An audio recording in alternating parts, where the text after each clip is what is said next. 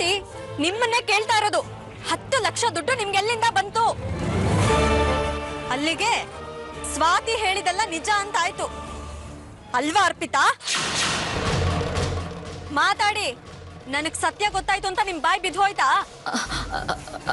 ಅದು ಅಲ್ಲ ಸಾಕ್ಷಿ, ಬೆಳಗ್ಗೆ ಬಂದಿದ್ರಲ್ಲ ಅವ್ರ ನನ್ನ ಫ್ರೆಂಡು, ಅವರೇ ಕೊಟ್ಟಿದ್ದು. ಅವ್ರ ಕೈಲಿ ದುಡ್ಡಿದ್ರೆ ಅವ್ರ ಮಕ್ಳಿಗೆ ಇಟ್ಕೊಂಡ್ಬಿಡ್ತಾರೆ ಅಂತ ಹೇಳಿ ನನ್ನ ಹತ್ರ ಇಟ್ಕೊಳಕ್ ಕೊಟ್ಟು ಹೋದ್ರು.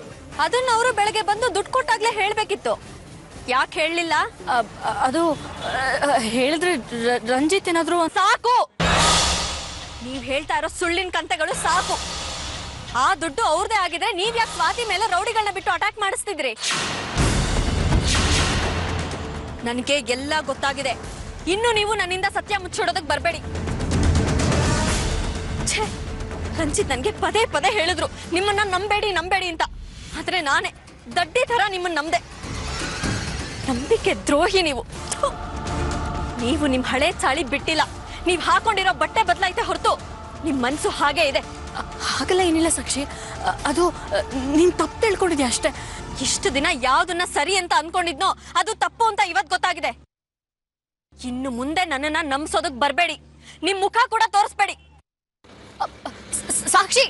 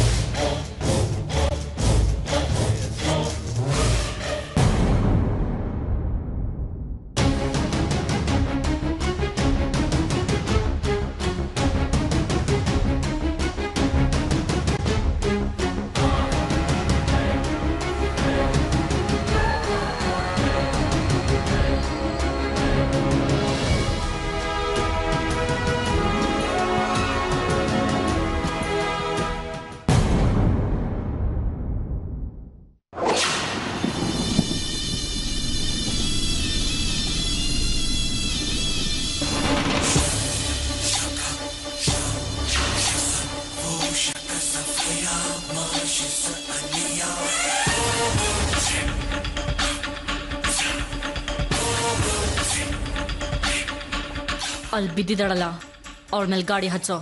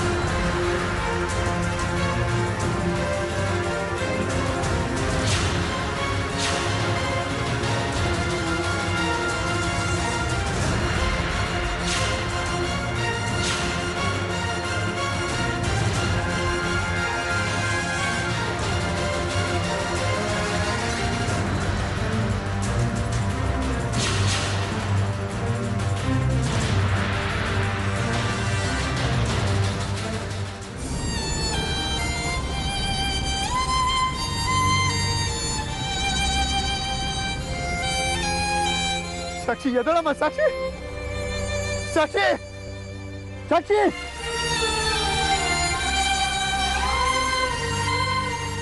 ಸಾಕ್ಷಿ ಎದಳಮ್ಮ, ಸಾಕ್ಷಿ ಏನಾದ್ರು ಸಾಕ್ಷಿ ಸಾಕ್ಷಿ ಸಾಕ್ಷಿ ಸಾಕ್ಷಿ